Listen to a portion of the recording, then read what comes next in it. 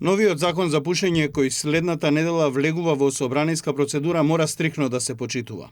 Нема да има милост кон никого, порача од владата, бидејќи законот ги поминал сите филтри, а владата се усогласила со угостителите, производителите и дистрибутерите на цигари и други производи кои ги конзумираат пушачите.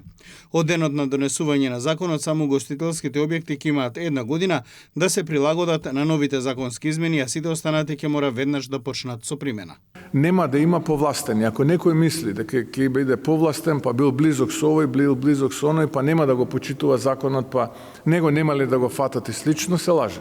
Можете еднашка да поминете неказнети, ако не ве фатиме, па дури и втор пат, но трет пат сигурно ќе бидете фатени и ќе бидете санкционирани. Така што еве, ова е мојата конечна порака. Министерот за здравство Азар Алиу истакна дека со овој закон државата ќе заштеди, а граѓаните ќе бидат поздрави. Досегашната штета на годишно ниво се мери со 3600 смртни случаи, а економската загуба на 600 милиони евра годишно. Во делот на рекламирањето, промоцијата, спонзорствата, законот воведува сеопфатна забрана која ги опфаќа онлайн платформите, социјалните мрежи и инфлуенсерските маркетинг канали, што не постоеја порано.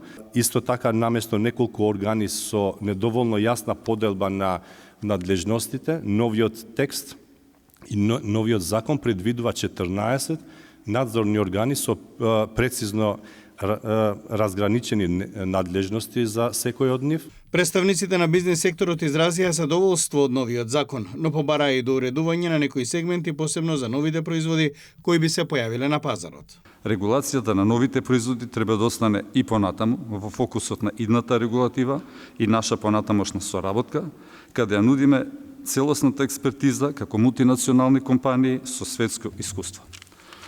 Во разговорите укажавме дека, согласно нашите искуства, прекумерната регулација и делумното ограничувањето на трговијата може да резултира со раст на нелегалната трговија. И во овој контекст треба да се разгледуваат позитивните искуства на дел од членките од Европската Унија.